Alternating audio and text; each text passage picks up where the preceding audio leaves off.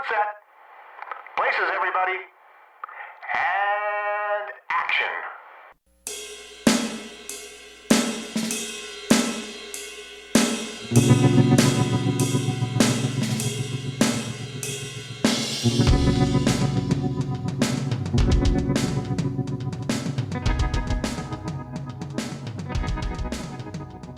It's time once again for the Hooked on Movies podcast. In celebration of the life and career of Teri Garr, we will be reviewing the 1983 comedy Mr.Mom. With me are Ted. Kenny, don't paint your sister.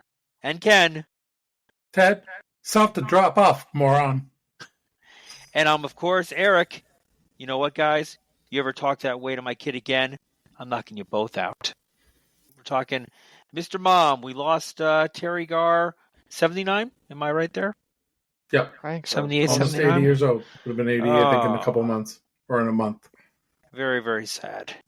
She did some great movies, and we have really taken a look at her career. We've done a pretty good chunk of them. We've done quite a few. We have. We should rename the podcast the Teri Garr podcast. We should. We've done We should. Tootsie, Close Yeah. Encounters, Yeah. Young Frankenstein, Und Frankenstein. Let It Ride. Frankenstein, Let It Ride. I forgot about Let It Ride, yeah. And Yeah. now we're doing Mr.Mom. That's probably more Yeah. movies than anybody else that we've done. Jeez. Robert There's a Redford reason. maybe She's has giving one or two Robert more. Redford a ride for She is. his money. She Yeah, is. Exactly. There you go. Good old Robbie Redford. I'm sure we'll be doing another one. I can probably find a few yes. more. So, Ken, this week, what's new and exciting on your end? Didn't buy too many movies this week. In fact, I don't think I bought a movie. The only movie that came to me and I ordered this weeks ago was Monster Squad. I'm so sorry to hear that. It was Is that returnable? Did you ever see Monster Squad? Yeah, I did see Monster Squad. Yeah. The 80s? I like Yeah. it. It's fine. I It's dated a a cult girl many favorite. years ago who loved that movie for some odd reason. She had some taste, I guess. Wouldn't say that. I finished the TV show Agatha all along Oh, yes. on the Disney network there, Disney Plus, and it's a decent show. I really like it. A lot of people I know out there find the show pretty good, so I would recommend checking it out. And then I started a new show called Chaos, which is about gods like Zeus and everything, but it's kind of like in a modern day. Jeff Goldblum plays Zeus. Interesting. So it's on What's- Netflix. Cool. I'm going to have to check that out because I like that idea. Nice. That is. Nice. That's pretty cool. That's about it. How about you, Ted? This week was an odd week because I didn't really watch any movies. We've That been is odd. Are you feeling okay? I know, right? We've been rewatching Yellowstone. I just started watching it. First It's- episode. It is one of the better TV shows. To me, it ranks right up there with The Wire and with The Sopranos and a couple of others. I really enjoy Yellowstone a lot. I've And, never seen it. I've just started watching it with the wife. Started yesterday, Yeah. actually. It's so worth your time, and of course, I love the first episode. I'm hooked. Be Yeah. careful of the Yellowstone. Yeah, Go with the Greystone. I'm so hooked. that's been taking up quite a bit of my viewing time. Watched a lot of football. It's been a Yellowstone type of a week. So, and then of course I watched Mr.Mom this week too. So, There you go. And all the politics that went with it this week. oh, let's don't even get into it. No, we're not going to Don't- get into it. don't No, do it. no, no, no, no. Unfortunately, I did watch it Tuesday night. So I did not. I did not even turn the TV on. I went out and played poker. you Yes, should. I Yeah, didn't I wanna went to watch the it. doctor and had him take some blood.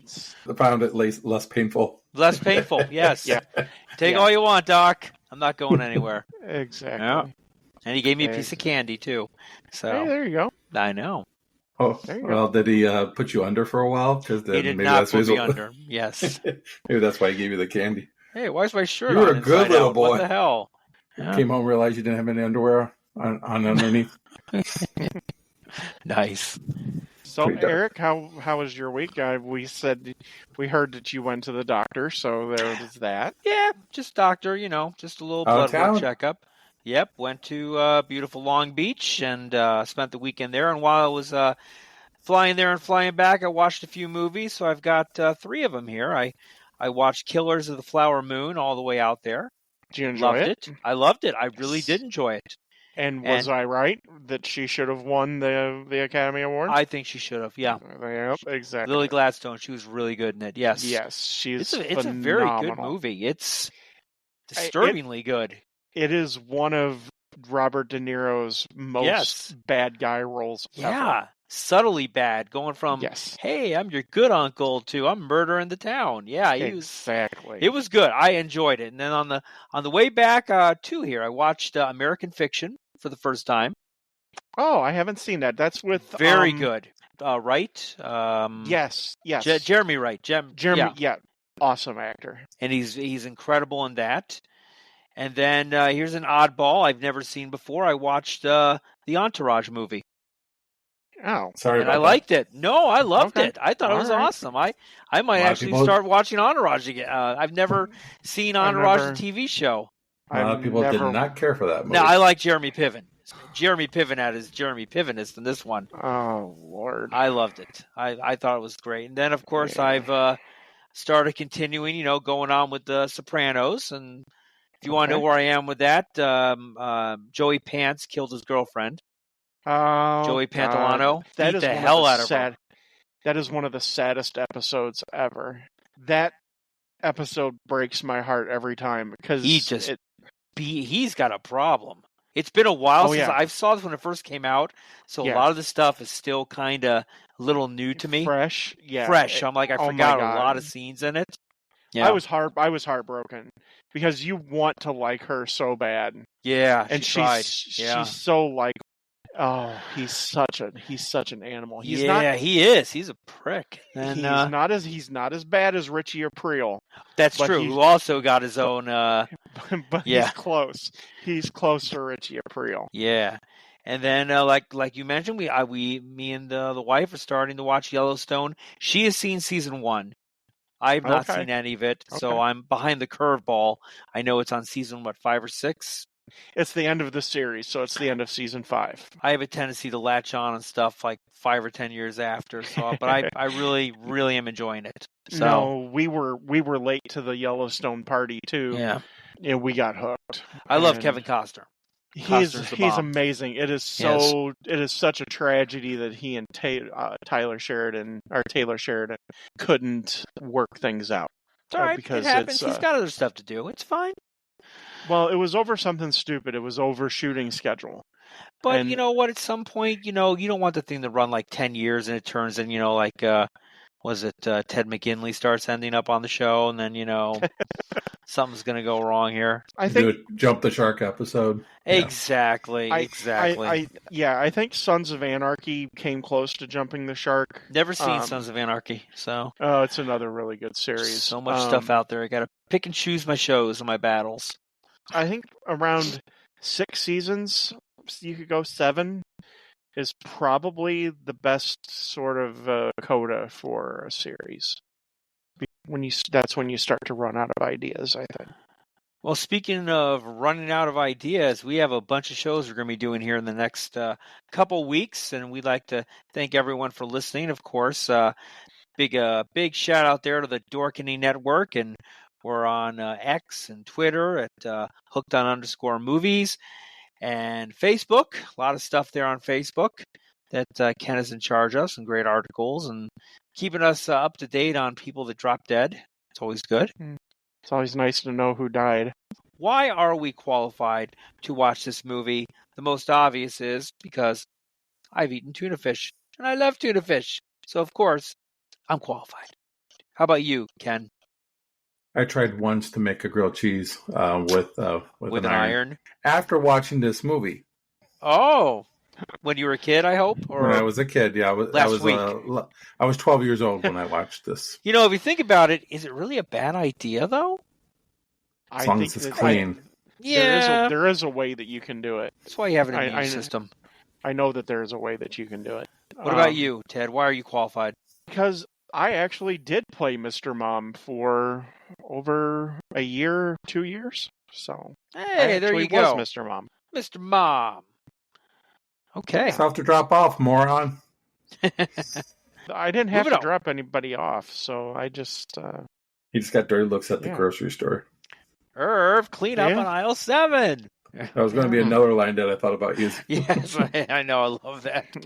I wasn't in aisle 7. Herb, we weren't even in aisle 7. Yes. All right. So first time we saw this one, Ted, this is it, isn't it? Yeah, this is the first time. Somehow you went 1983, get past you, and well, 1983, I was 3 years old. I know that, but when this movie was released, I couldn't have went and weren't saw at it the in theater the at the opening. I know.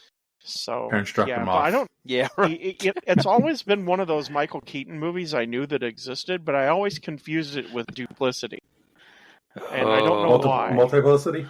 Or yeah, whatever it was called. That's a pretty easy movie to mess up and forget about. With Andy, I believe Andy McDowell's in that Andy one, McDowell's right? in it. Yes. Not a great movie, but I always got it confused. So okay. Ken, Cable, yeah. I was 11 years old. I was 12 years old when it came out on cable. I remember Cable. Wow. Specifically then, and it was on all the time on cable. So this is a movie that I haven't seen it for like probably 6 or 7 years, but would be able to quote it like left and right with no problems. Well, we had to remember when Ken was watching this on cable, this is when HBO and Cinemax and Showtime would show 2 movies like all the time. Right. It was weird that way. It's not like now where they have a whole cadre of. In fact, I don't even think they had Cinemax yet on at that particular. It was the movie channel. Yes. Oh, I remember the movie channel. Right. Yeah. For me, I don't know when I first saw this movie. It had to be probably on video rental. God, everything was like video rental.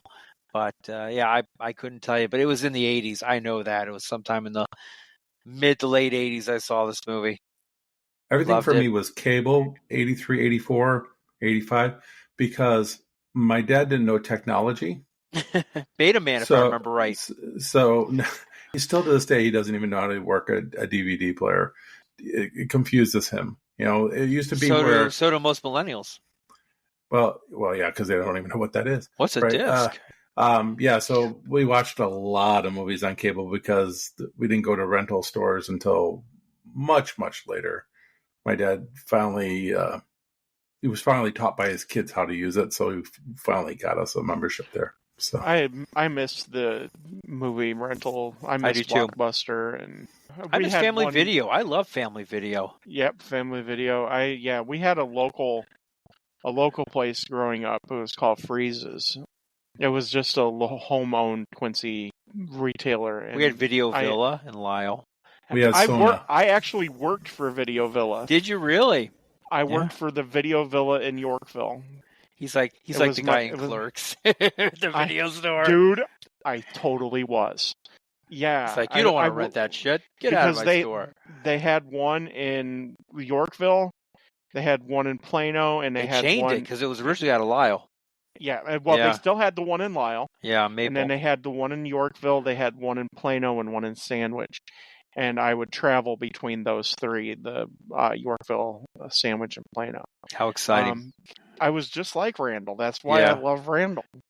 Ted's time for particulars. Do it, Ted. Ted's time for particulars. So, Mr.Mom is directed by Stan Dragotti. It was a screenplay by the amazing John Hughes.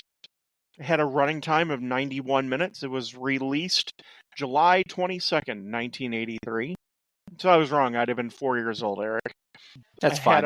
It had a budget of $5 million. It had a box office gross of $64.8 million. Isn't that incredible that a movie had a $5 million budget? It just seems like nothing. I know, right? Yeah, it's so different now. And like I said, it had $64.8 million at the box office, which was, if you think about it, was amazing too. It has, on Rotten Tomatoes, it has a critic score of 77%, which is just slightly below certified fresh. But it has an audience score of 57%, which I was kind of shocked at. I can't believe that. That's crazy. It has an IMDb rating of 6.6, so kind of right in the middle of the critics and the audience score. Mr.Mom stars Michael Keaton as Jack Butler, Teri Garr as Caroline Butler, Frederick Kohler as Alex Butler, Talesian Jaffe as Kenny Butler, Courtney and Brittany White as Megan Butler, Martin Mull as Ron Richardson, and Jillian as Joan. Jeffrey Tambor as Jenks Latham, Christopher Lloyd as Larry, Graham Jarvis as Humphreys, Carolyn Seymour as Eve, Miriam Flynn as Annette, Tom Leopold as Stan. The other notable person that has kind of a cameo in this movie is Edie McClurg, which you would recognize her from almost all of the John Hughes movies. Yes, John Edie Hughes McClurg, movies. yep. She's the one that in Ferris Bueller said he's a righteous dude. Taking pencils out of her hair. There's Yes. a rollover. Rental car clerk in Planes, Trains, and Automobiles. Planes, Trains, and Automobiles. Yes. Yep. Edie McClurg. She's very funny. I think I like her. Yeah, so that's the particulars of Mr. Mom. Oh, let's roll into Ken's Tidbits. We need another theme song for that. Ken's Tidbits. If we think about theme song, the beginning of this movie is very. It starts off like a TV movie. So But anyway, 80s. Well, it's very Aaron Spelling-ish. Yeah. well, very much. that's one of the tidbits that I have here. Is Aaron Spelling was trying to make this into a pilot for a TV series, which it did become a TV series, very short-lived. But he was hoping that he can get like Michael Keaton and Teri Garr to do the. That ain't gonna happen. Yeah. No, well, at this time, it's possible. First of all, Michael Keaton, this is his first top billing role. He wasn't a major star. In fact, Night Shift, which was the movie that he made before this, was the reason why he got noticed for this movie. Henry Winkler, yeah. Yeah, so Michael Keaton wasn't a big name yet. So him starring as a lead in a TV series would make sense. And Teri Garr wasn't like top billing right now in her career either. She was at a crossroads pretty much by this particular time. It's just she's an older actress. I think she's 4 or 5 years older than Michael Keaton was. If memory Was serves she me correct. actually at a crossroads like Tom Hanks in Do you have to bring that every Castaway? time up that there's a crossroads? Has to bring up that movie. The thought of this movie came from John Hughes, who told Lauren Donner about it, this asterisk experience he had looking at his own 2 children while his wife was away. So they both found it hilarious. They decided to make it into a movie, and so Hughes wrote the film, but he didn't direct it because of one major thing: is Hughes doesn't direct movies in California. He will only do them in the Chicagoland area. Really? So that's why. Yeah, that's why Hughes Afraid of didn't direct this flying, movie. or I think he just likes to do things local. He knows the area, so he feels comfortable. I think that's the reason for He it. was kind of eccentric that way, though, too. Yeah, well, I mean, we think of your favorite director of all time, right? Stanley Kubrick only would do it in England, right? Right, exactly. He converted part of England into Vietnam, so that's talent. There you go. So up for the roles for Jack Butler, there was other people that they considered besides Michael Keaton. They had Chevy Chase, which I could see Chevy Chase because we had. I could definitely see Chevy Chase doing that role because we easily. had Vacation. Yeah. Michael Douglas, I didn't see that. I don't see Michael Douglas. I could see Steve Martin because Steve Martin went on to do a number of family films like Cheaper by the Dozen and Father of the Bride. Parenthood. George Segal was kind of an interesting name that I came across. That that is they were really considering. interesting. I'm not sure about that one. This would have been pre-Romancing the Stone for Michael Douglas, though, right? Yes, it was a year before. It's way before Gordon Gekko. So, Oh yeah, that's 80. Michael Yeah, Douglas- but it's Michael after Douglas, Network. Maybe. But Well, it's that's after true. Network. So That's true, too. Robin Williams was considered for the role as well. He could do And, anything. That would have Garp. been... It was after Garp. Yeah. Well, Yeah. Garp Yeah. and Morgan Mindy. Morgan Mindy. Yeah, so that would have fit, too. He could do anything. And last but not least, okay, maybe least, John Goodman. But John Goodman played a father, of course, in Roseanne. So I And could see yeah, John which this is Goodman. Nerds. This is before Revenge of the Nerds, yeah, this is a year before. Yeah, I could see Goodman doing it. though. Not big enough. But they weren't looking for big enough at this time. In fact, Keaton wasn't big enough at this time. Like I said, his biggest role was Night Shift. Yeah, And this that wasn't a role big made movie. him. Yeah. How about a Tom Hanks? interesting thing that you mentioned, Tom Hanks. Michael Keaton actually was going to be up for the role in Splash, but took this role instead. The role in Splash went to Tom Hanks, And to he was round out the year. obviously the straight man in Splash. Ron Howard was supposed to direct this movie, but he went for Splash. Exactly. For the Caroline Butler role, other people that were considered for that were Karen Allen. Karen Allen was kind of big at that particular time still. Jane Curtin, which I could see Jane Curtin doing this role. I could too. As far as the humor, I could see that. Mm-hmm. I don't know if I would agree with this Farrah Fawcett. Just for looks wise, yeah. It'd be very distracting. But and then Sally Very Field. distracting. Sally Field, well, she's doing like everything. Why not Sally Field? But Sally Field makes sense here because, of course, later on she does Mrs. Doubtfire, so she does play the mom role very well. And then for Ron Richardson, some great considerations for these roles. Burt Reynolds was considered. That would have been beautiful. That would have been great. He would have actually been the most attractive man on this list. He's the only, because I'm sorry, Martin Mull doesn't really intimidate me as far as how he looks, but Burt Reynolds would scare the shit out of me. If my wife was going with Burt Reynolds and they were going to a fly to California, right. I would have some concerns. The rest of these characters, not so much. Dabney Coleman, of course, would be perfect. He does everything in this era. Yeah. 9 to 5. Yeah. Yeah. Jeffrey Jones was considered for this. Mr. Pedophile himself. Yeah. Yes. And Jack Nicholson. Oh, he wouldn't have done this. No. Jack seemed to be in consideration for a lot of things during this time. But hey, he did The Witches of Eastwick. Anything's possible if he accepted that role. No, he did Terms of Endearment, too. Yeah. But that's a major drama. This is slapstick comedy to a certain extent. So, he did Mars Attacks. That's slapstick comedy. That is true. Yeah. But also much later in his career, too. This was the first major film role for Ann Gillian after a 20-year hiatus. She had taken some time away. She was on a TV show in the 80s, where she was a waitress. I can't think of the name of it. Would it be...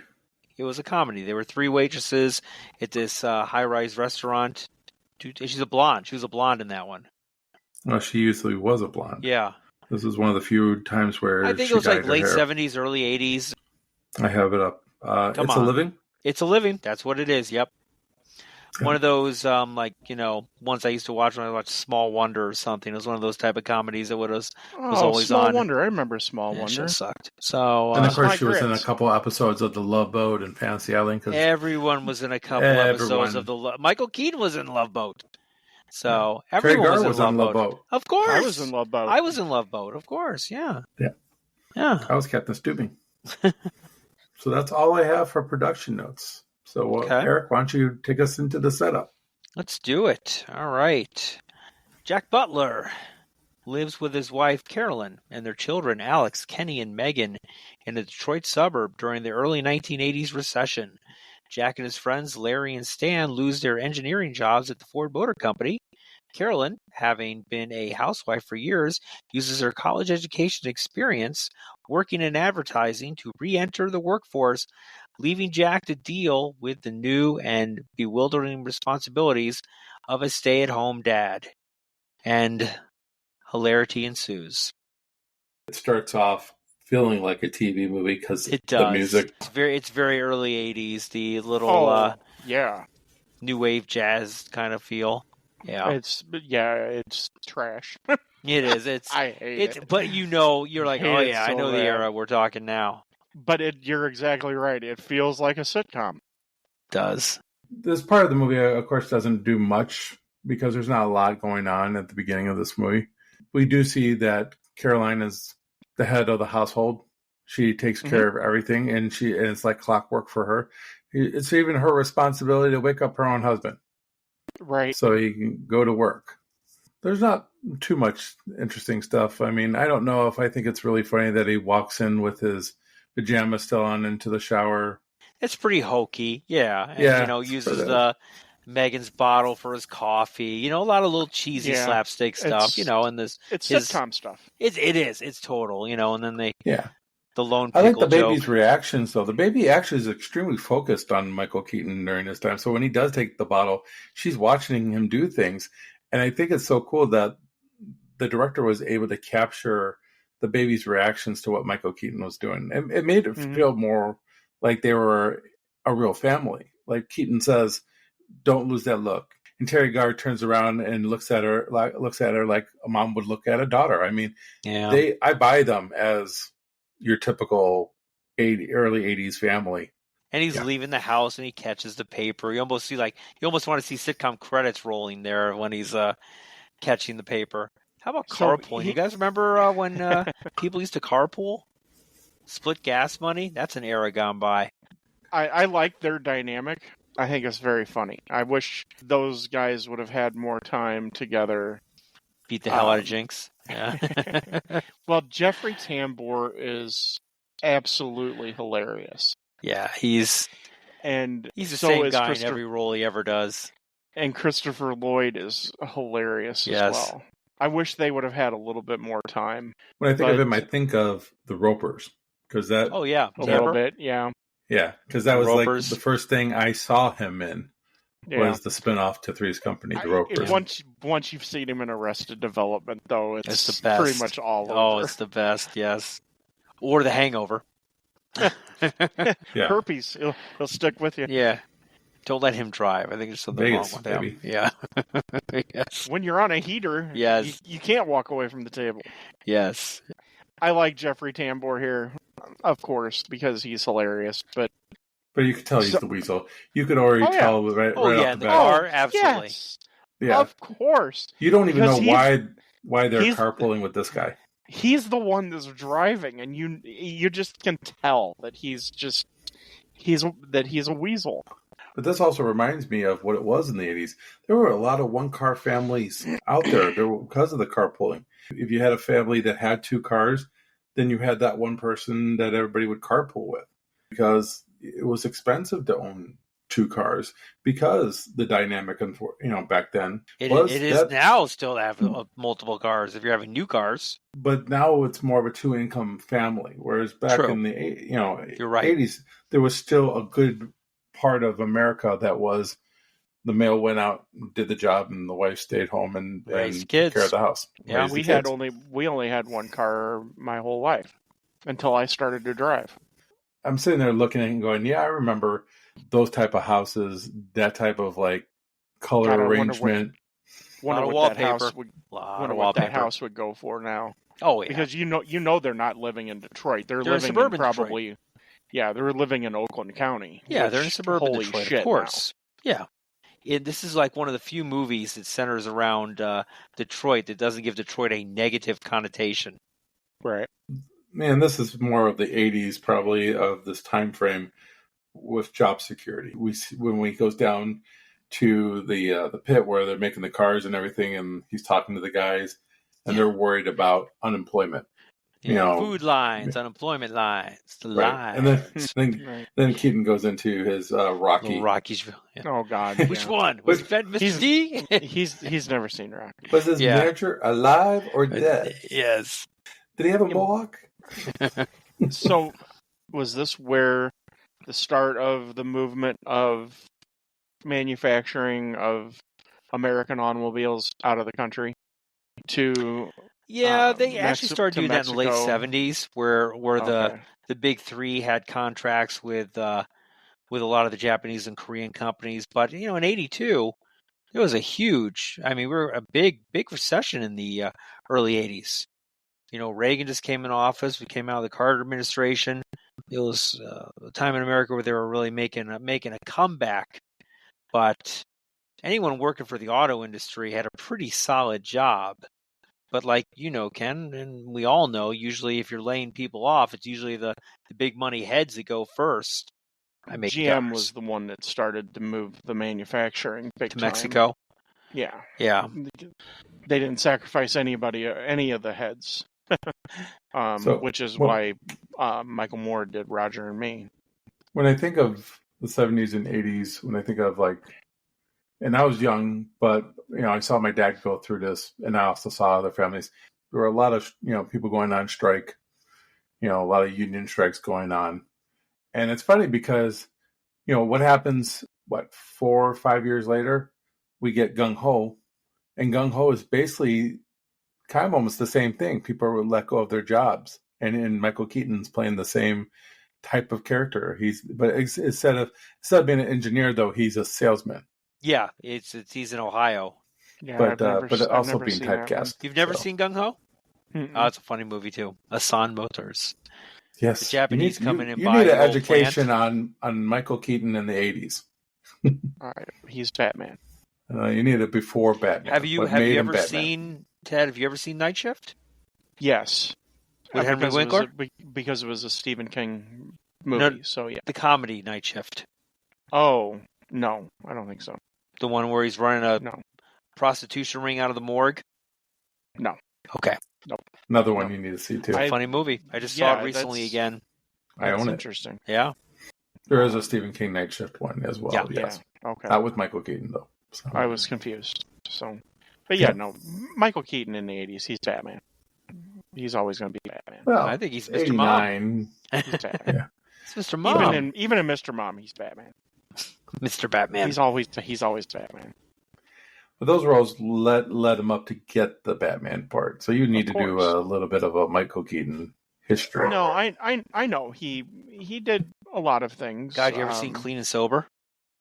Yes, that's a tough role. That's a great movie. That's a tough movie to watch. Yeah. One Good Cop. No, I've not seen that one, but I did see Clean and Sober. We had to watch that I believe we had to watch that in high school. They made you watch that in high school? I think so, yeah. Because, are you sure? During our religion class, because I went to a Catholic high school. Clean and Sober? Really? Yeah. Did you guys have a problem there? We just watched The Outsiders. Well, we watched The Outsiders, we watched Romeo too. and Juliet. We watched Romeo and Juliet as well. You saw that in high school? Mm-hmm. Yeah, I believe so, yeah. And Romeo and Juliet, yeah. Yeah, we saw Romeo and Juliet, too. But, wow. And did we have a problem in high school? Yes, it was the Catholic school, so yes. We'll put it this way. My class is lucky that we made it out with all 136 of us. Congratulations. We didn't lose anybody. That was a miracle.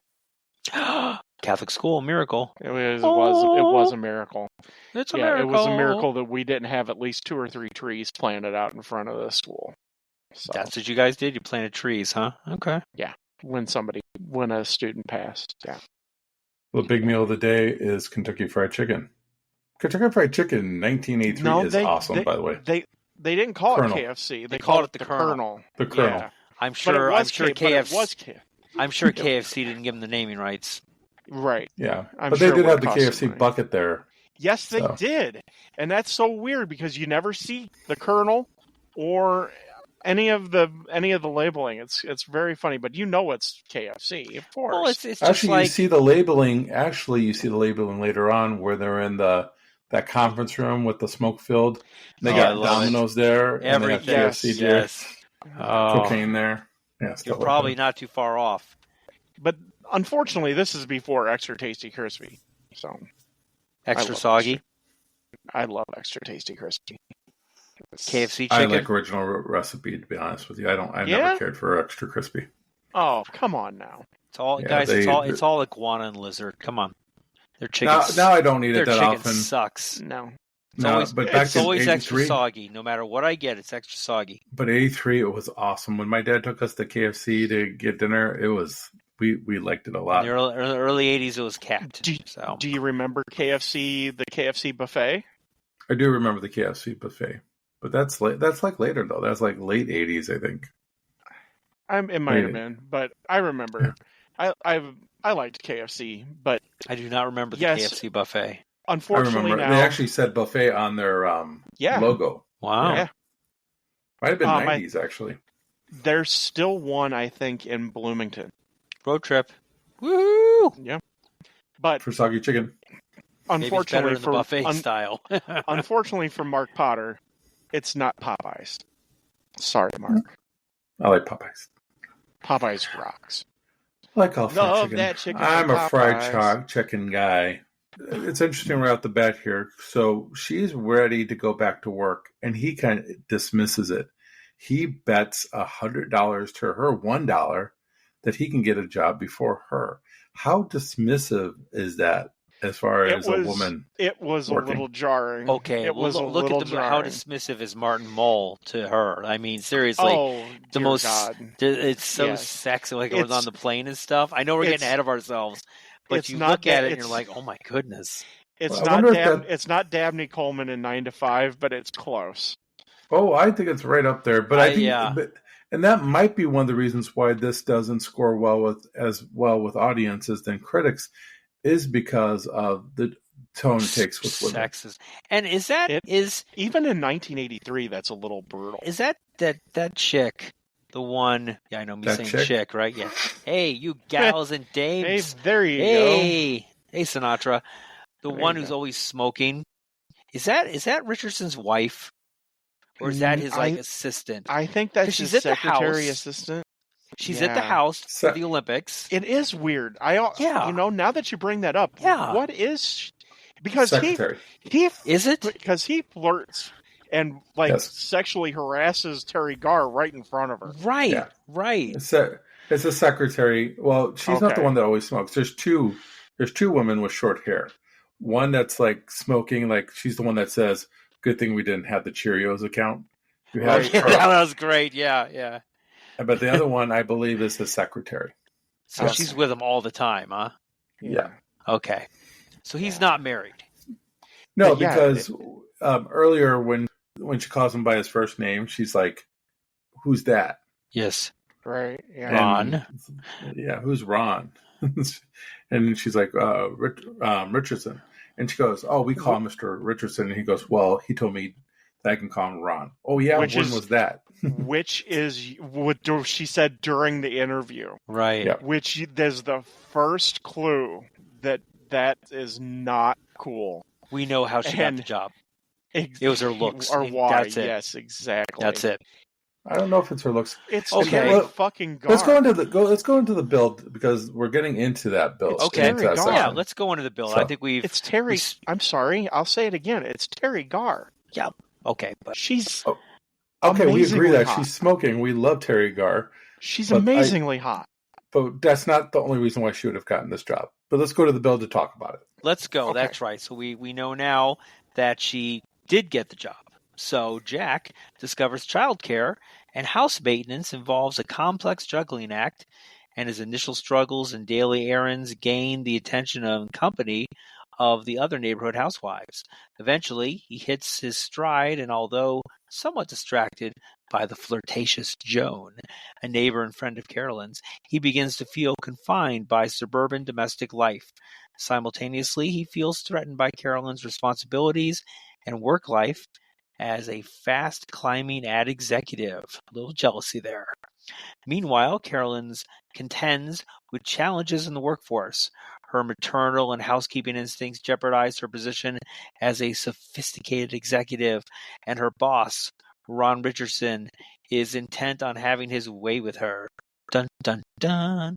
During a pitch to a hard-to-please client, Carolyn's insight as a budget-conscious housewife proves invaluable. The client's president wants her to fly to Los Angeles to help shoot a commercial. I don't know how that commercial costs $11 million to shoot, but whatever. Right. Yeah.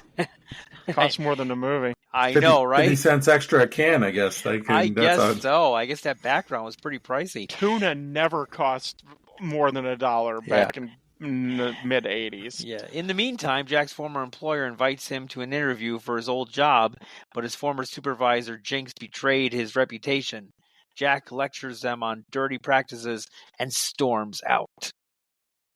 Boy, we didn't even mention the Richardson Olympics in that one. We will. Ugh. I know. Actually, it's one of my favorite parts in the whole movie. Actually, It the is. Richardson It is. Olympics. Of course Yes. it is. It reminds me of Revenge of the Nerds. There you go. Exactly. That's Little bit. exactly why. A little bit. So stupid. No, but it shows us what kind of character Richardson is. Besides him having the hots for Of course he's going to cheat. Caroline. But it's not not even- only that he cheats. Everyone Everybody- throws it. That's the whole Everyone thing. throws it. Right. Michael 'Cause Keaton it- should have dusted his ass. Oh, well, of course he should have, and he was about to. You saw people Yeah. like pulling his leg when he's going through stuff and trying to hold him back. Oh yeah, I just like the idea of it. You know, they're the Olympics wearing at your those, own house. Yeah, Yeah, they're wearing those flippers when they're running. You know, that's used for like snorkeling. he's so And- egotistical that he has to have his own Olympics that he always wins. No, Yeah. I enjoy it. I think it's and the way he puts it out is like, oh, I have this fun. It's just fun, you know. Just no, fun, you know, yeah. just come out and play, and then You're he a jock, celebrates aren't like you, there's Jack? no. Yeah, Oh yeah, he celebrates like there's no tomorrow. Like, look what I did. like he's And- Muhammad Ali out there. Yeah, Right. But as far as the Caroline, so let's go back into the Caroline. So he values her opinion. So when they're in that conference room, he actually treats her like an executive.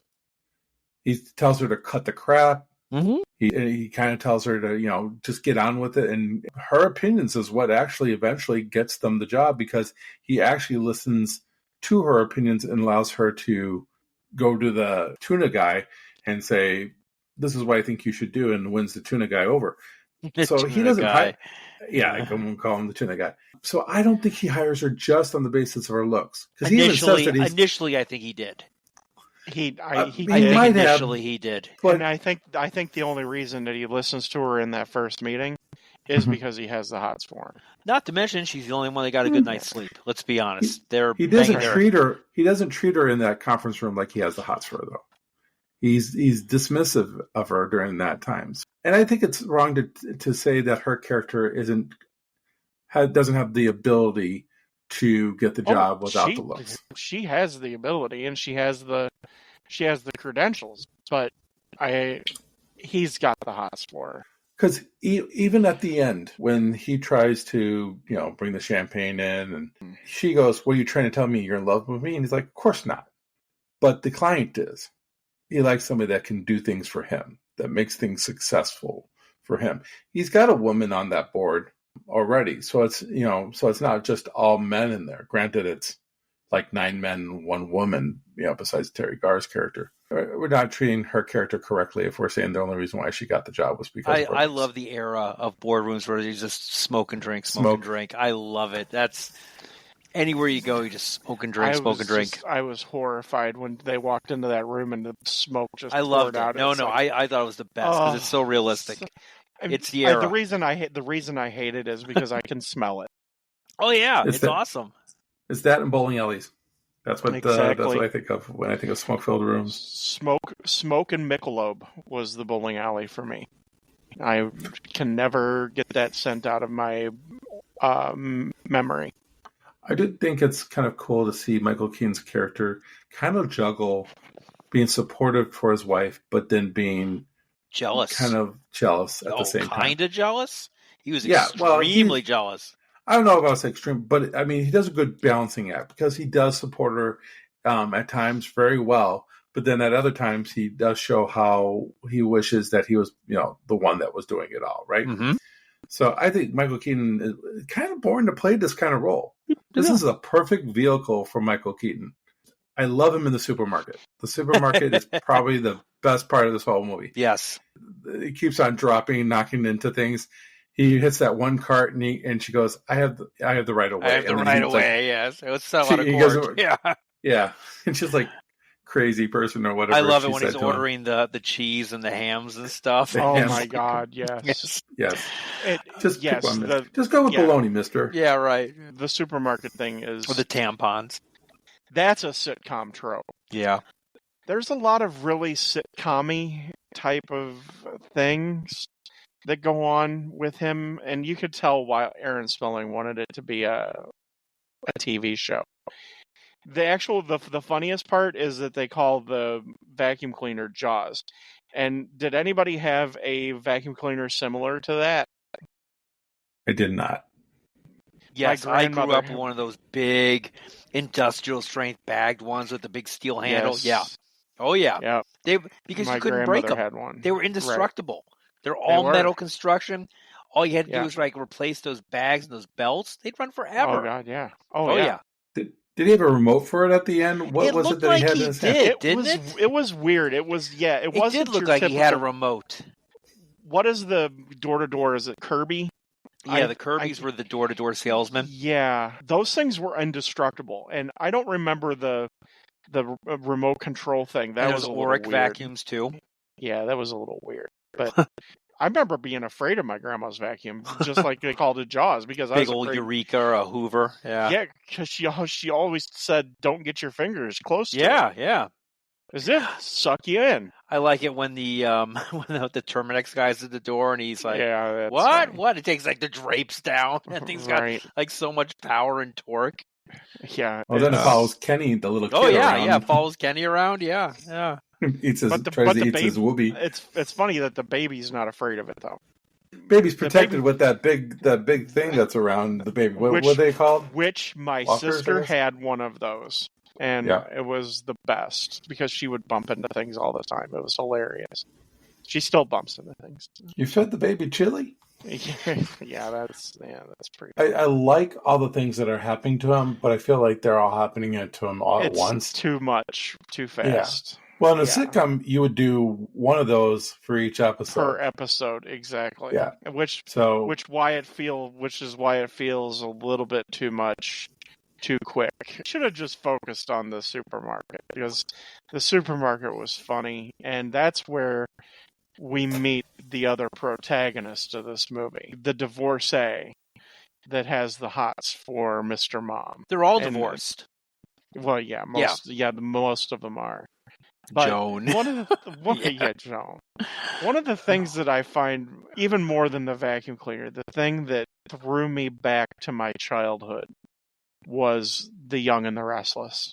My one grandmother was a Young and the Restless fanatic. This movie like revolves around Young and the Restless, It does, which and is it's great so because he's like, hilarious. "How do people watch this stuff?" And then It's he's like, so hilarious. the whole family, the kids are involved, the neighbors. But that's it's gotta exactly be Kevin's. Yes, exactly. That's like he's taking the that's- portable TV into every room. yes, Beautiful, right? I remember Yeah. those too. Uh-huh. But that's how those shows were. You watch one, and it's like crack. Yeah. You have to watch again. And there are not reruns. You had to watch them when they aired. You had to watch. Yes, You had to. You had Well, to. unless you had a VCR recorder, then you Right, could but let's be possibly- honest. Bingo. Yeah. You took the words right out Right. of my mouth. We would record Days of Our Lives. I watched Days of Our Lives up until like 2005. That was long after my mom had even stopped watching it. She got me addicted to it because she was a stay-at-home mom, and I would play G.I. Joes or whatever in the living room while she had it on. And that it came on right after Sesame Street. So For me, it was All My Children. So, we were All My Children people too. Which was the one So- with Susan Lucci? All My My Children. All Children. My Children? Okay. So we Yep. watched that when I moved out of my parents' house at 19. Me and my roommate and whatever girlfriend I had at that particular time, we would watch All My Children. And then my roommate was getting married, and they were going to go to the county to get married and stuff like that. And we're like, Mhm. don't go until at least after All My Children was over. So they purposely waited till after All My Children That's- was over to go down there. That's awesome. So, yeah, that's how much we were into All My Children. It lasted for a couple of years where I was into it, and then I got a real job, and then I'd catch it from time to time, and of course now it's gone.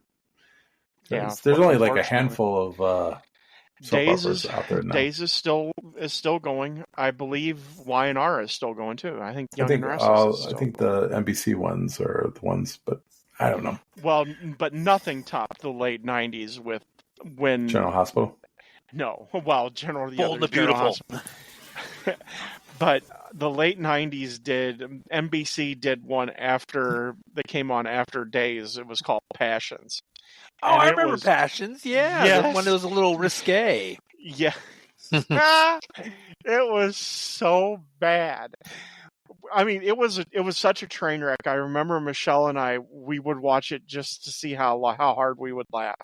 It was like Skinamax soft porn. Well, one of the bad guys in that was she was a witch, and she had a little doll named Timmy that would come alive. It was the best. It was so bad. When I think though of soap operas, and I said General Hospital, but the Luke and Laura was kind of like the JR got shot type of deal. Luke and Laura were massive. They were massively popular. Yes, it was just like JR, but for daytime. Right, because my parents also watched Knots Landing. Yeah, I watched Dallas when I was a youngster. I probably shouldn't have watched Dallas, but it was all right. So my parents watched Falcon Crest.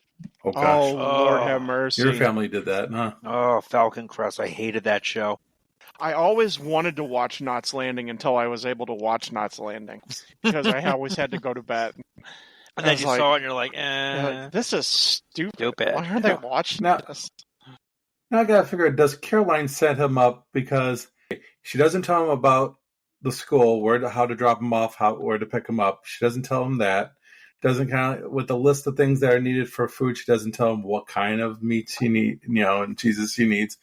And then on top of that, the TV repairman comes, the exterminator comes, and what was the other person? Was it gas?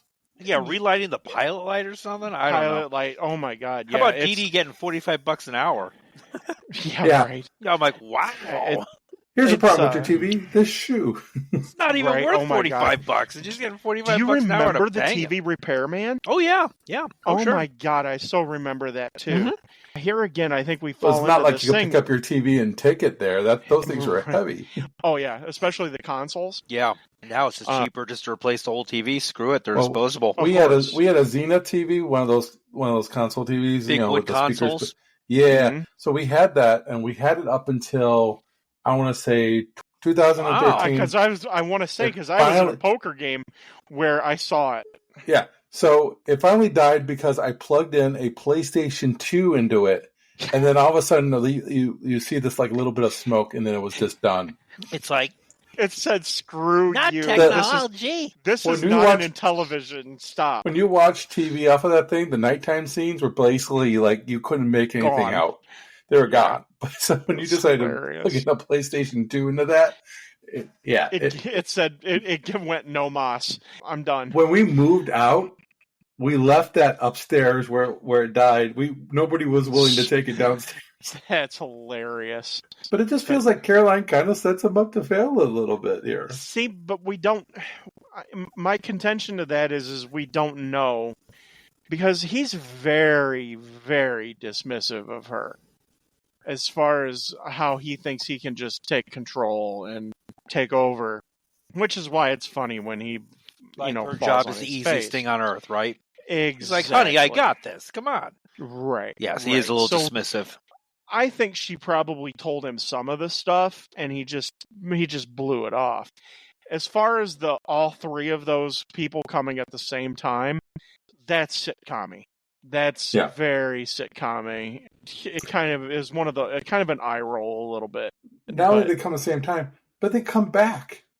Yes, and he asks their opinion and everything. Yeah, it's really weird. But of course, the Martin Mull, when he first shows up there, and Jack sees him, and he does the quickest change. Like he did a really quick, fast change. Yeah, got the chainsaw out really quick. He was very intimidated by him. Well, but why? I better trim up that mustache, Ron. It's not Burt Reynolds like we said. Because he is successful. He has a lot of money, and I think he is intimidated by that, especially with her working her way up the company. Came with a limo, so right, the limo. Hey, did somebody die? Because back then, that's the only time he rode in a limo. Yeah, he's talking about adding on a space. Right. Yeah. This is actually 221. Right. And that's electrical they're talking about, right? Yes, they are. Yes. So he's going to remodel the house. He's like, I'm going to tear out all the wiring, put new wiring in. And Martin goes, you're going to go 220 because 220 is better wiring than 120 volt. And he's like, yeah, 220, 221, whatever it takes. Well, you sound like a pretty handy guy. Hey, I like the fact that he keeps on forgetting his name too. I wish they would have done that a little bit longer. But that's another classic trope. It would have been much better if Burt Reynolds would have been him. I would have felt a little bit more like Terry Burt Garr Reynolds would have had mannerisms. that Michael Keaton's overreactions to him would have made more sense to me. I can understand it because of how he looks, but I personally, nothing against Martin Mull because I think he does a great job here. He does. But Dabney Coleman is the perfect guy for this. That's the other one. Yeah. It's just sleaze. That's what he is. And so when Martin Mull comes, it's like, why are you that distrustive of your wife that you think that she's going to leave you for him? To me, it comes a little bit weird, and it's a little unfortunate, in my opinion. Well, I Mull think comes that- off very confident, though. So He does. I mean, he does. know? He's hilarious. Don't get me wrong. I like him here. He's plays the role really well. Yes, he But does. he's always a funny guy to me, and it's a little awkward. Martin Mull's played his fair share of these type of roles, to be honest with you. But one thing I think the reason why the character is more intimidated is because he's probably dealt with this type of character before. He is, an executive. He's an engineer, but he's high up in the food chain. And so he knows how these type of people can Manipulate. act and take what they want. He's watched him do it before. Well, Jeffrey Tambor's character. Exactly, right? essentially. Yeah. But this guy, But, Richardson's the head of the agency.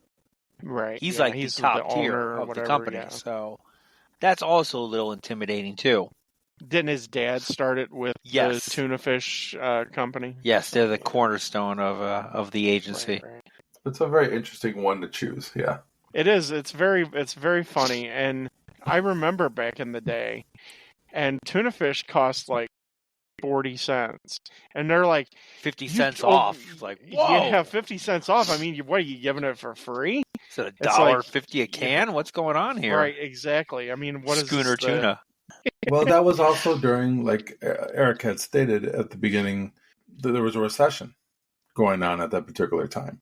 So it's very possible that tuna was higher, but 50 cents sounds kind of a lot. I would have thought that maybe if she would have said 10 cents off a can, then that would have made a lot more sense. Because I remember the coupons for Sunkiss, or for Starkiss. Yeah. Because my mom would coupon like that, and it was, they were always cheap. I remember going to the grocery store. So Talking about coupons? Talking about The poker coupons. game? Great yes, segue. the You got coupon. two pair. Yeah, You got plenty. The Sun Pure entrees, my dog won't even eat them. Yeah. I dug that. That Yeah. was pretty funny. I like them. I really do. Yeah. Yeah, right. That's pretty funny. I will give you that. And I like the women's reaction. Like, this is so much better than bridge. Yeah, right. We were saying how there's too much being thrown at us with the comedy, but you know what? I do like it though. Even though there's a lot being thrown at us, because not only we get this, and we got that we're talking about the poker game. We talked about everybody that shows up. The guy who's lighting the pilot, and then you got the washer machine that is that he overflows it. I might have been guilty of doing something like that, where you spray the wash, Mix everything together. Mix everything. I think I might have been maybe done that one time myself. I think some of this though is an insult to him. It has its fair share of insults to women, but it also has a fair share of insults to him. Would you really have packed everything into the washing machine if he's never done a load in his life, right? And then made that stupid cocktail that he makes in the even as a kid, I watched my mom do the laundry, and I could have pulled it off. He might not have ever. I mean, if he's, I wouldn't have been able to. I didn't do my own laundry until I was in my mid-20s, to be honest with you. Well, it wasn't lie. It was when we moved into our own house that I started to do the laundry for myself. But I watched my mom do the laundry. I mean, I would put in loads of laundry as a kid. I prefer cartoons. Yeah. Well, I mean, if your mom asks you to do it and she's busy, I would do it.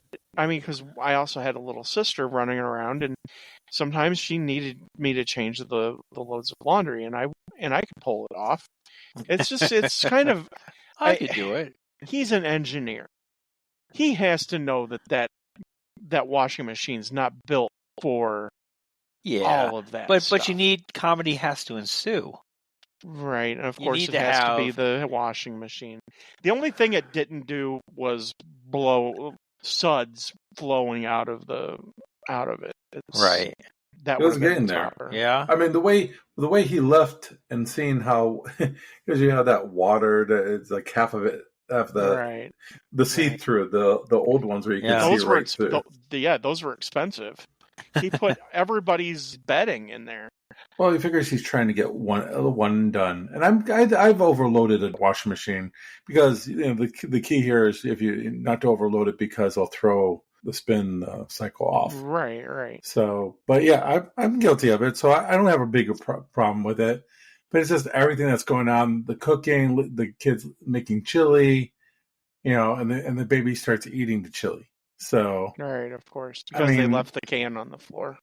That's funny too. I think everything Which is leads funny. into the diaper scene. Yes. Where does mommy keep all the extra diapers? Yes. Cowards. When you got all the people that are like trying to get away from the house, like it's going to like explode. That might have been a little bit too much. I like everything that's happening to him, and we talk. The drop off is still pretty funny. Yeah. You're doing it wrong. You got the mothers yelling at him. Moron. Yeah. The funny thing about that is, though, you could see that happening. Oh, sure. Whoever drops off their kids get mad when they see somebody that doesn't do it the proper way. Absolutely. They take that stuff very seriously at those drop off and pickups. Yeah. Dads who pick up their daughters from grade school are very protective of their the pickup line as well. Yes, you don't screw with the pickup and drop off lines. That's grounds for capital punishment. Especially when it's raining. It is. No. It is. It's grounds for capital punishment. I don't believe in the death penalty, but for people who screw up the drop-off pickup line, You'll consider it? pickup lines, they deserve to be gassed. I see. Michael Keaton, again, does a great job. He's not really lazy, but he's really lazy with his hygiene. Yeah. So he starts Beard, the growing shirt. the beard. Yeah. The It's shirt. because he's addicted to Young and the Restless. Yeah. He's gaining weight. Yeah. He says the beard's going to look real good when it comes in. I'll look like that actor. Right. And she goes, Orson Welles. Orson Welles. And he's fat joke. Yeah.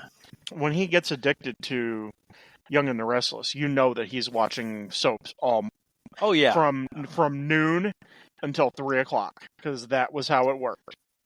You knew that hands down that's what he was doing.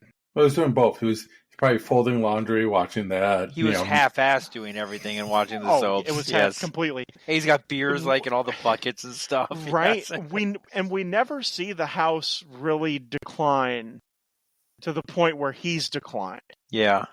That's where it's a little bit off. Or his blowing off of chores. The house should have been in a shambles. And it never really seems that way. I don't think he needs to blow off the chores, though.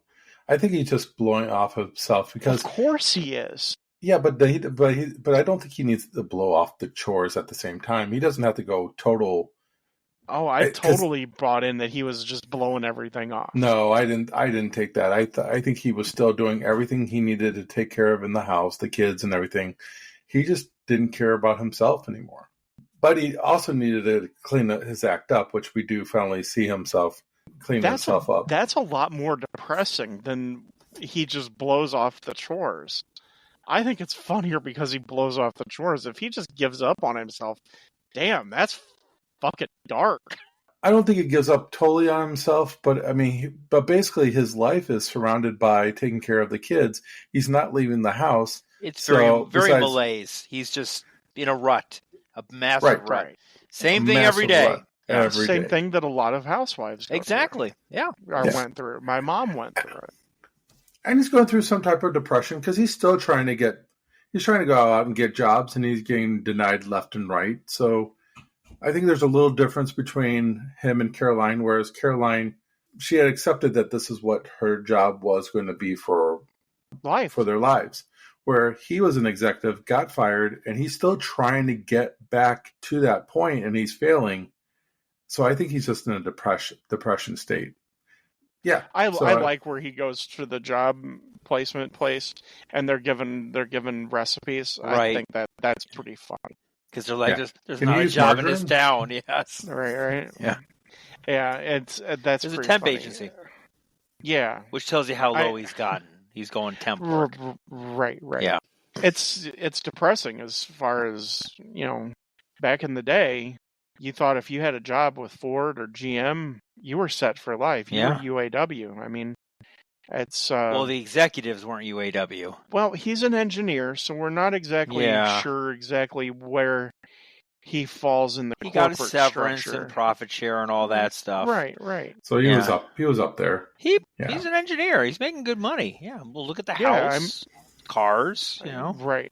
Which is another John Hughes thing. The houses, because you look at the houses that were in like Home Alone and in the vacation movies, those houses now are multi-million-dollar houses. Well, this house isn't isn't funny. anything like those houses, though. This house is a lot smaller than those houses. It's a 2-story nice house. Yeah, it's a nice house, but I mean, like we talked about the Home Alone house, that was actually more.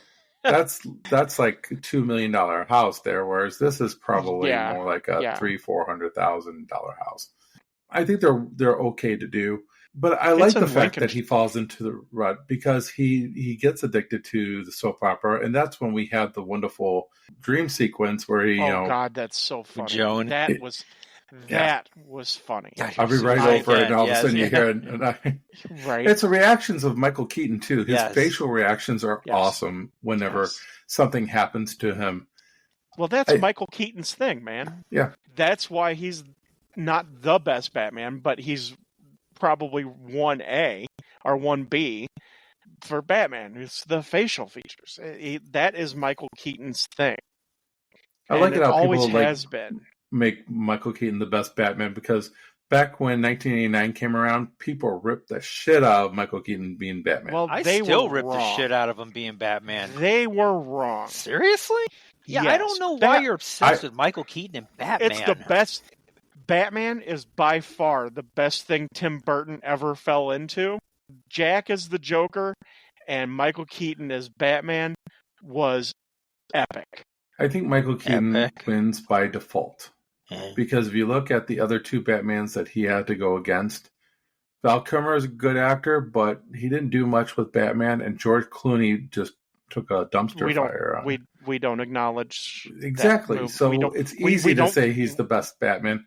Adam West. We don't Adam acknowledge West or Christian Bale. Christian Bale's the best Batman. Christian Bale's the best Batman. Dark Knight We're going to keep it 100. Is the Michael Keaton one the one where they had the Bat Dance, the Prince song? Yes. That wouldn't go away? Yeah. It That didn't age whole well. soundtrack is awesome. I actually Prince don't think that the Who soundtrack the has hell aged well. are you? Prince was awesome in that soundtrack. I liked it. Michael when Keaton's the that greatest Batman of all time. I mean, who are you, man? I played the shit out of that. Okay, out of when was that the last soundtrack. time you played a Batman soundtrack? You played the shit out of shit. When Justin and I covered Prince on the Generation Y outside podcast. of doing it for a podcast, when was the last time you listened to it? I'll tell you, it would probably be years. Bat Dance. Oh, God. Actually, because I've watched the movie, I still rewatch the movie. So yeah, I've heard the soundtrack. I think the sound, and then we're getting off topic, of course, because this is that's what we do. That's what we do. This isn't Batman. This isn't a Batman podcast. But the soundtrack for me was good at the time, but it has not aged very well. And I love Prince, and I think Prince is a top 5 artist of all time. He's one of the most gifted songwriter musicians ever to grace the planet. But we're talking about Mr.Mom. Everybody go listen to the Generation Playlist podcast about Prince. I tell you what I think of Prince. He could play 36 instruments. Just we'll leave it at that. He was extremely talented. So somehow we got onto music from a soap opera scene. We were talking about Michael Keaton's expressive face. That's always... It's like 9 degrees of... Yeah, Michael right? Keaton, I guess. Something to that effect, yeah. But that's Michael Keaton's calling card, is his facial expressions. I mean, that's what made him Michael Keaton. As far as I can remember, I mean, everybody had... I mean, all of the comedians... You didn't even see any Michael Keaton movies in the 80s besides Batman, so come on. But he had a mask on. I remember comedians always had a Michael Keaton face. As far as back as I can remember, you got to see comedians Night had a Shift. Michael If Keaton. you like Michael Keaton's mannerisms, you'll love Night Shift. And Gung Ho. And Gung Ho, yes, Gung Ho. Especially Gung Ho. Yeah, I probably should go on a Michael Keaton deep dive. You should. Because I really like him as an actor. I think he's right up there with Jack as far as an expressive face. My problem is with people like Michael Keaton and Jim Carrey, they decided that they became serious actors. So Michael Keaton became a serious actor and then stopped doing comedy altogether. It wasn't until Beetlejuice came back out that I'll just screw myself a little bit on that because he did do the other guys. The other guys, and he also Birdman is kind of that way too. I know take Birdman and that was a comedy. Yeah, it's a great movie, but it's not a comedy. It's not a comedy. It's still in that vein of his facials. He did take a dramatic turn. We've done one or two of those movies. Yeah, Spotlight. Spotlight. Yeah, Spotlight. We have never done The Paper, but that's also very dramatic.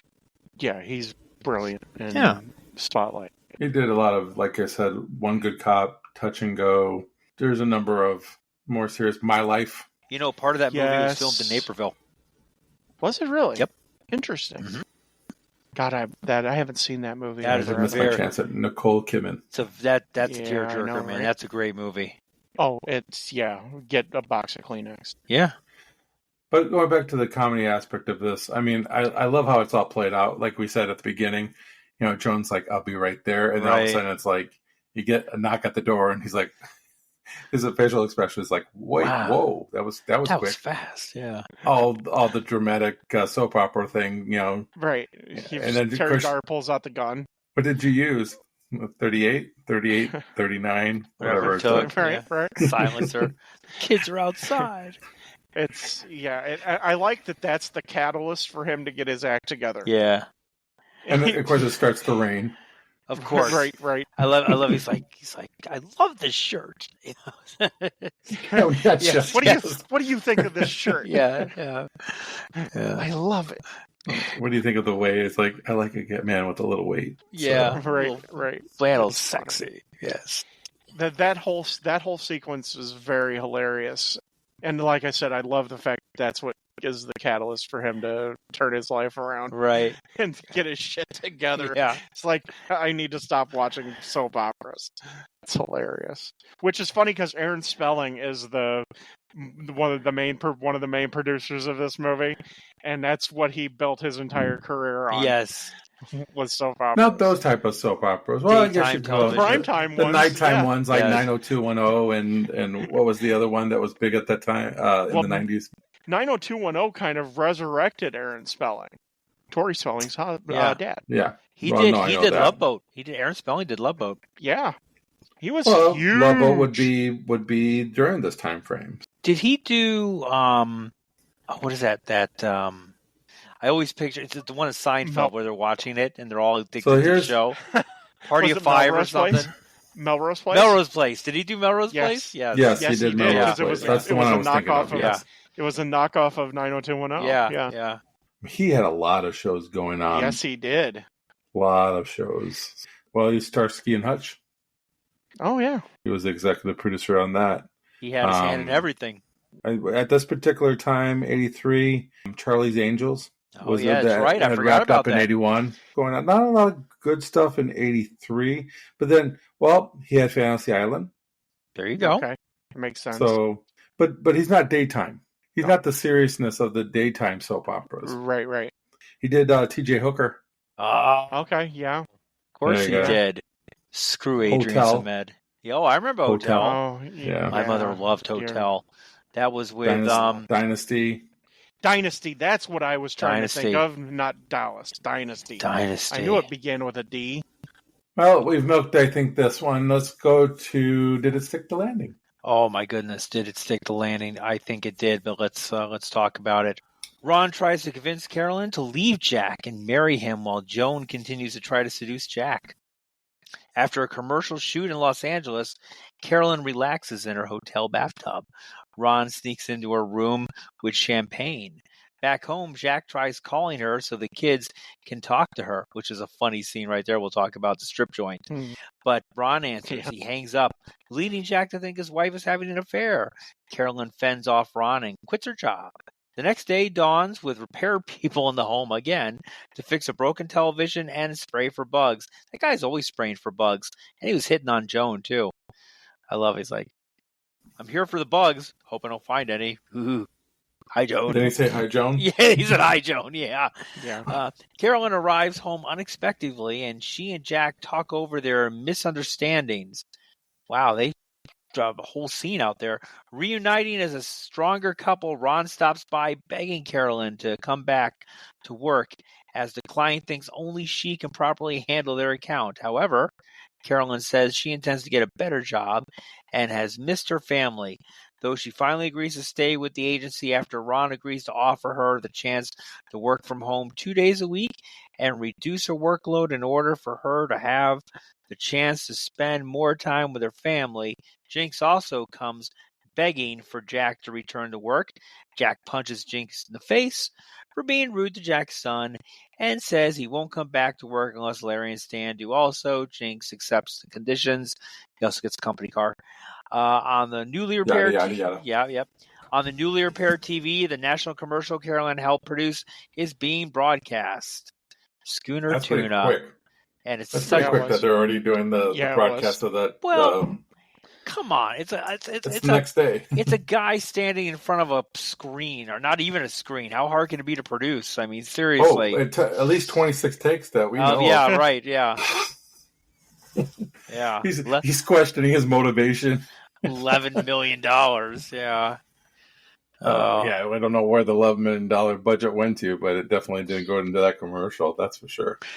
Oh, yes. I like this, and we haven't really talked a lot about Teri Garr since the beginning of the podcast, but I like how her characters come full circle here. You know, at first, she's the housewife. She's unsure about her place in the workplace. She's in that conference room, and she's tidying up because she's used to being a housewife. And she's cutting Ron's steak on the plane. I didn't care for that. Yeah, that was one of the few things that I think was a mistake, was the steak part. I think if she made some verbal mistakes, maybe calling him Jack or something, something other than cutting up the steak, that just didn't seem like it was right for me. But I love the fact that she punches him out. She's in control. When she's sitting there, when they're doing the commercial, she looked like she's the one in charge. Yeah. Oh, clearly. Definitely. Right. And I like that about her character. We've gone from not saying that a housewife doesn't have responsibility and cannot be a strong character, because it definitely can be. But she just shows how strong of a character she really is. And I think this is one of her last roles that I think kind of really shows her talent. We get to see Let It Ride later on. Even though this is a Michael Keaton film here, I think she does a good service for her career with this movie. I think she does a really good job. It's almost more of a Teri Garr movie. I don't think it's more of a Teri Garr movie. I think it's more of a Michael Keaton movie. However, I think they do well by Teri Garr's character. They could have easily made Teri Garr's character like they do with all the other Teri Garr movies that we've been looking at, like Close Encounters, where like her character is kind of like disappears, right? She's a background noise, literally. And so they could easily made her background noise. They gave her purpose, and they also gave her the struggle that she has with wanting to be home with her family and her husband and dealing with these corporate executives. For a 90-minute movie, they do a lot here for these characters. They do it really well. Yeah, for 90 minutes, they pack in a lot in here, and I never feel bored by any of this. This is really well done. John Hughes is amazing at developing characters. There's only one John Hughes, and he is amazing at it. Yeah. And the movie, it starts out very misogynistic, but then by the end, she's the one that has control. She's the power player. Even more than Michael Keaton's character. When he's negotiating to go back to Ford, she's the one that's the power broker. That's very ballsy, especially for 1983. I think it's awesome that she takes control and is the best ad executive at the place, and that he has to come back on his hands and knees, and he has to eat crow. Literally. he's a dick. He's lucky she didn't like stab him with a fork doing what he did. Breaking into her hotel room, He broke into her hotel room. Yeah. That's messed up. I mean, he probably got all the rooms, and that's why he was able to probably get in. Oh, yeah, no, we know he's able to get in. He's a sicko, in my opinion. I don't know if I'll go sicko, because I don't think he's like sexually in love with her. He just wants her because she's the one that can give him what he wants, and that's power and be able to continue to live the life he's living. I don't know. What's best for him, right? For her. Yeah. I mean, usually he's a guy who gets what he wants, probably, and clearly that's what that is.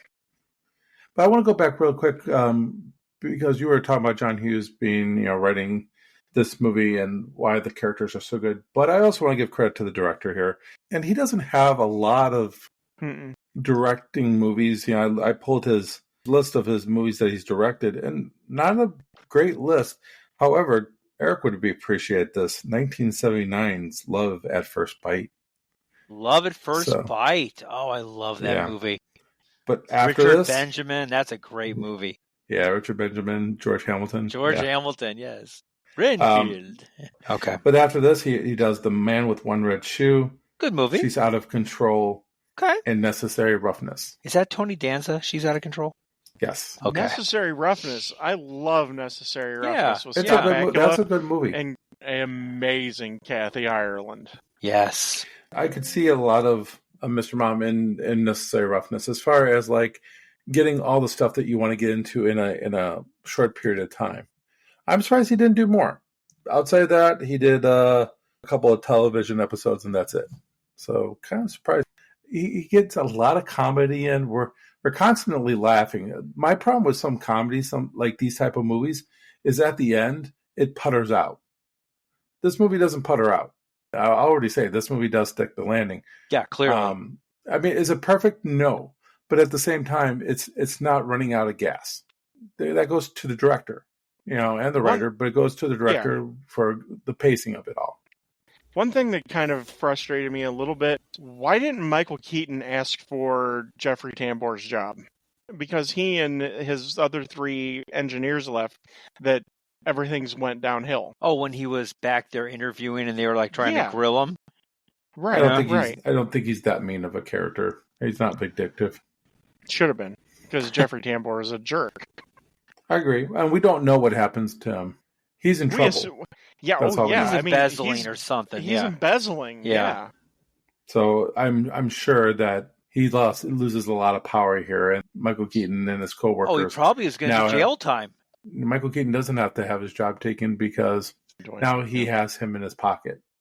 The only joke that I don't care for at the end of this movie, there's one joke that I don't care for, is the shoe joke. I brought it up earlier because we see what he does to the TV, the why it's broken.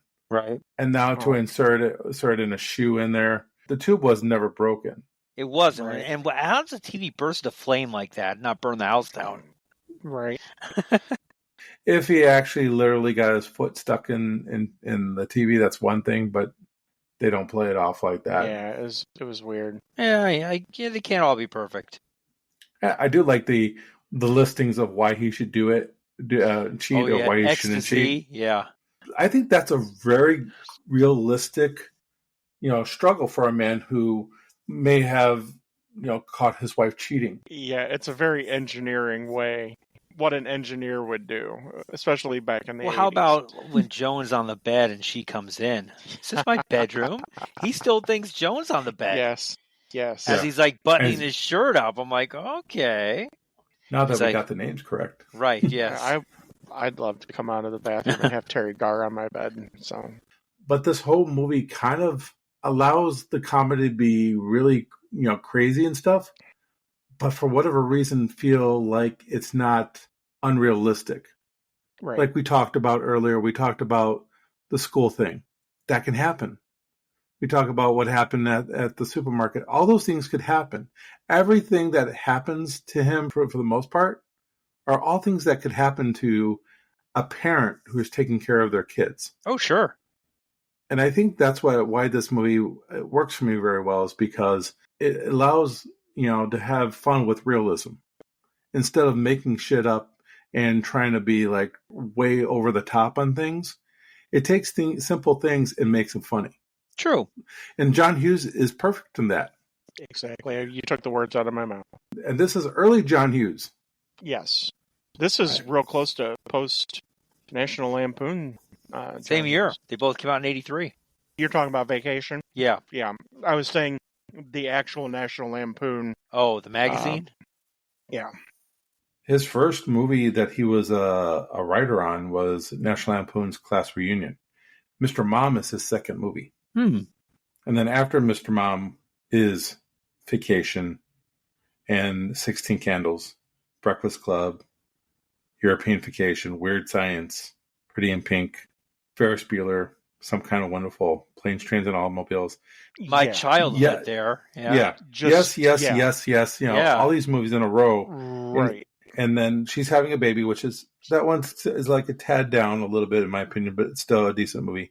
And then The Great Outdoors, Uncle Buck, Christmas Vacation, Home Alone. I mean, wow. He's one of the greatest writers of all time. And I like Career Opportunities after Home Alone, but for different reasons. Thank you, Jennifer Connelly. I did like that movie too. Anybody got anything else, or should we go to our reviews? Let's hit it. All right. Let's start with you, Ken. This movie has always been a favorite of mine. I'm surprised that it's been years since I've actually watched it. I mean, that's the thing. As you get older, there's so much things that you've watched throughout your lifetime that you sometimes you don't go back to movies that you adore for, years because of everything else that you have to put in front of it. This is my favorite Michael Keaton movie, to be honest with you, especially in a comedic role. This is Michael Keaton, I think, at his comedic best. We already said his facial expressions, but his sarcastic lines, but he still comes off being an extremely likable character. You like Jack. You root for him. It's just a really great role for him. I'm going to go 4.5 on Mr. Mom. When I watched it a second time for this podcast, it was almost like watching it for the first time again. It didn't seem like I had to rush through it because, I got to watch it a second time to see if I missed anything. No, I enjoyed it immensely, even the second time around when I watched it this week. It's easily a 4.5, and I look forward to seeing it again in the future. How about you, Ted? So this is interesting because there's a lot here that I really, really enjoy. Is it John Hughes' best? No, not for me at least. I think everybody has their own personal favorite John Hughes movie. But this was good. It was very enjoyable. Will it be one that I come back to time and time again and watch? Probably not. This is not my favorite Michael Keaton movie. It's packed full of comedy, and sometimes I think it's too packed. And that's where it kind of feels sitcom-ish. And that kind of took me out of it a little bit. There was some eye roll stuff that happened that was kind of like, okay. But overall, it's a great movie. Is it a 4.5 for me? No. I'm going to probably stick to what I originally thought, which is a 3.75, which is really good, in my opinion. But will I come back all the time to it? Probably not. But I'm glad I watched it. If I do watch it again, I'll be entertained by it. How about you, Eric? That's interesting that you guys actually we're doing a celebration of Teri Garr, and you guys are focusing on Michael Keaton. I love this movie. It's a favorite of mine. I haven't seen it in a couple years. That's on me, just because there's so much stuff to watch out there. But I was really happy to watch this again, and I'm just sitting here quoting lines left and right from this movie as I'm watching it, and I love it. Yeah, it's got some quirky stuff that's, a little sitcom-ish. I like it just because it's of the era. If you remade it today, a Mr. Mom, would it be as funny? Probably not. No. Because everything is so technologically advanced now. You wouldn't have all the quirky stuff. And maybe that's why I really love it, is because I can actually relate to this growing up. These are all things I remember seeing around the house. The repairmen and, long distance calls and all that stuff. This is all things I remember, and it's a little nostalgic. But Teri, this is probably one of Teri Garr's best movies, in my opinion. And we've looked at most of them. I think the only one we haven't really done is Oh God. We've done pretty much the big movies of hers. And of course, Michael Keaton is incredible in this movie as well, too. And for me, this thing, I'm going to split the difference between both you guys. I'm going to go with a solid 4. One thing I wanted to add on, because we didn't really talk about the kids in this movie, but the Whoopee, the Linus, the blanket type blanket, of thing. of course. I felt like we made a disservice by not talking about it enough at all. We didn't talk about it at all, and it's an intricate part of the movie too. It is an intricate part of the Whoopee, and the speech that Michael Keaton gives to give up the Whoopee, and then he actually says, give it to me for what, like a couple weeks or something like that. See how it feels. It's. And like he's adult, and his other kid's like, "You had to do it. You had to do it." Oh, yeah. I like his response. The kid's response too is like, "I'm going to need a moment to myself, please." Right, right. But the kids are good in this. You could see that they're not great actors. They're not probably really trained actors. But again, I felt like this felt like a family. I thought the kids did a really great job, handling their parts. I just wanted to add that because I did find because you always think of Linus, from the Peanuts cartoons when you think of the Whoopee. When he's going down the list, he goes, "Why? Why did I get rid of that Whoopee?" Yeah, right. So, he's like, "Give me the Whoopee." No, come on, give me the Whoopee. No. And then he gives a big speech, like how he's gonna like morph into like blankets and pillow quilts and stuff. Right. Like he's a drug addict, right? Like he's exactly, like it's heroin or something. He's just gonna morph into the gutter. It is funny. You're right. We should have brought that up. Well, thank you, Ken, for bringing that up. And what is, since you're on a roll here, what's the next movie we're going to be doing on the Hooked on Movies podcast? We're going to celebrate the 40th anniversary of the movie The Karate Kid, especially since Cobra Kai, the TV show, is going to be finishing off their TV series starting in November as well. So get him a body bag. Apparently there is a God. Yeah. So yay. All right. Sweep the leg. Yes. Sweep the leg, Johnny. You got a problem with that, Mr. Lawrence? Yes. And of course, wax on, wax off. Boy, that was wax on, wax off. Danielson. Great. All right. Well, I'm looking forward to that one because I haven't seen that movie in, oh my goodness, I think I've seen more clips on YouTube and on just the reels and stuff about that, or I'm watching Bananarama videos or something. I haven't seen the movie in quite some time. All right. Well, that's all the time we have for the Hooked on Movies podcast today. And as always, I'm ready for my close-up, Mr. DeVille. See you at the movies. Drive fast, take chances. See you next time on Hooked on Movies.